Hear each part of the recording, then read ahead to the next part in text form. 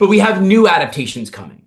So they just recently, as of recording here on 4/19, they released, I think it was earlier this week, the official. We sort of knew like they were leaks, but the official casting release Yeah. of some of the characters, they haven't actually finished casting the children yet. So we don't have a Ron, Hermione, or Harry. But we do have a Dumbledore, a Snape, a McGonagall, um, a Or- Quirrell. Yeah. Were those the four? I Yeah. feel like they were I two. believe that's Yeah. everybody. Yeah. So we got a sort of main adult cast set. So we know this is moving forward. This is definitely happening on HBO. But with that, and we won't know like contractually what kinds of obligations Rowling kept, but I am hopeful that she has such a grip on her own story that she will, by allowing them to tell this story again. And I know a lot of people like, so even before that, I don't think it's too early. A lot of people do. I get it. Um, but I don't think it's all that early to start telling this story a second time. 2001 is when the first movie came out. This at best will hit 2006, or I'm sorry, 2026. So we'll be 25 years after movie one. Hmm. And I always liken it to Star Wars. So Star Wars was a generational story, right? They told the first trilogy in 77, 79, and 81, I think. Or it may have been 77, 81, 83. I'd have to go back and look. But let's say 77. And then we got that was episode 4, 5, 6. We got episode 1 in 99. Right. So we went from 77 to 99, we had 22 years. So this at the fastest we could get it is 25 years.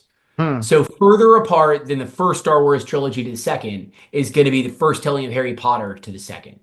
A The full biggest generation later. difference, of What? course, is that the biggest difference is that this is a remake, whereas Star Wars was prequels and then It sequels. was They've yeah. never remade those films. So to keep on your logic here, how would you feel if they remade Lord of the Rings?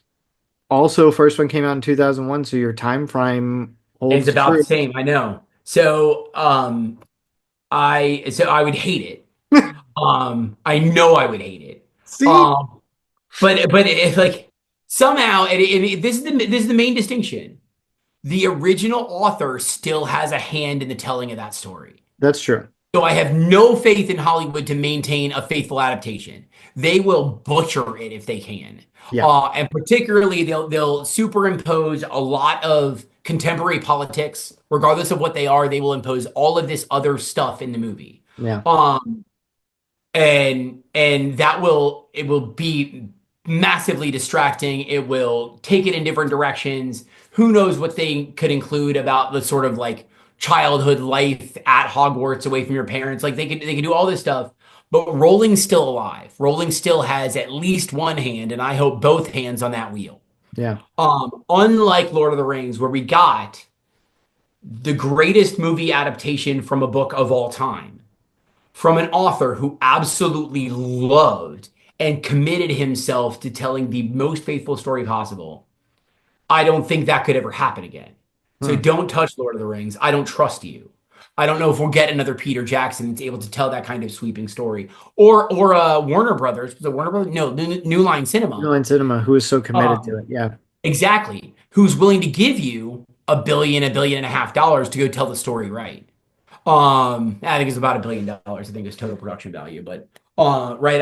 I don't think that could happen anymore. And to tell that same story again now would cost $3 billion, and I Yeah. don't think anyone can do that again the way that Jackson did. So that's like the pushback against that is that I think we had like Lord of the Rings is unique in Peter Jackson, but we still got Rolling alive. I think that, well, and obviously we won't know until it's released. For me, if they do it faithfully and show us more of what was in the books, Mhm. or Rowling adds story because she has more that she's talked about and hinted at. You know, she's talked about like, oh, I know what Hufflepuff's common room looks like. And she never wrote it in the books because there was never a place to put it, but she has all this extra stuff that she has fleshed out. So if Yeah. she wants to do that, I'm totally on board. What worries me is if it's gonna be a, oh hey, here's, let's update it to modern day. Who wants to go back to the 90s? And Harry Potter, Dudley's playing Minecraft. And oh, isn't that cool? Oh, is there a fentanyl crisis? Like doing those types of things would be horrendously detrimental to that series. And bringing it to a new generation, which is kind of what I'm worried about, is that they'll like have to update it. This is for Gen Z. Oh, Hermione's a blogger. Isn't that cool? She's blogging at Hogwarts. Like, if they do anything like that, it'll kill it. It'll Yeah. kill it so dead. And that's a little bit worrisome because they have an American. I mean, no offense to John Lithgow, but you have an American Dumbledore, Mhm. and Rowling was very adamant to only have British actors in the first one. You have a black Snape, and I get both sides of that. People are like, "Hey, if you don't like that, you're racist." Other people are saying, "Well, that's not true to who he was as a character," and it opens up a whole lot of subtext and everything to why he treats people the way he does. I don't know. We'll see how it all plays out, but it does make me a little bit worried that already they're like, "Oh, you think this is going to be faithful adaptation?" No, it's not. Yeah. So I don't know. So did Rowling stipulate that all main characters had to be British? I thought it was only the core three. I No, it thought was Harry, Ron, and everybody. Hermione, everybody had to be British. Because Um, famously, Robin Williams wanted to be Hagrid. He knew Chris Columbus, and he was like, "Chris, get me into this," and he was like, I can't. Like yeah, we're contractually obligated. It has to be a British actor." yeah. Though they also released Hagrid. So Oh yes, they did. Which is Nick Pegg. No, Simon Nick, Pegg and Nick Frost. whatever his name, that Nick always Frost. worked It's with Nick Simon Frost. Pegg. Yeah, What was it? Nick what? Nick Frost. Frost. Yeah, yeah, yeah. Yeah, So yeah, they got him too. So yeah, I mean, I share all those same reservations, but if Rowling again keeps one hand in the wheel and make sure they don't do that, and again, whatever your politics, Rowling has shown herself to be uh to stand up to cultural influence, hmm right? So so that um I hope she can just keep the same story she's always told. Don't let them take it in thousand direction. But if they do, like you said, just give me more. Like yeah. you said, a Hufflepuff common room, and I instantly thought, like, how cool would it be if we get Cedric sitting around the Hufflepuff common room, and they're all like, "Oh my gosh, what's your strategy? You're gonna do this, you're gonna do this," and all of that. That could be really cool. It could be Uh, really cool. like just like expand the story out further, and we can develop all of the fixes that we've had around character development, around, oh, if we had this, and oh, if you made this change, like all these things, they've now got the time to do it. And in HBO's defense, they have showed themselves to commit huge budgets to fantasy genre. Yeah, So I never watched Game of Thrones. That is not my style. But I do know that they were the most expensive TV shows ever made at the time. I don't know if they still are.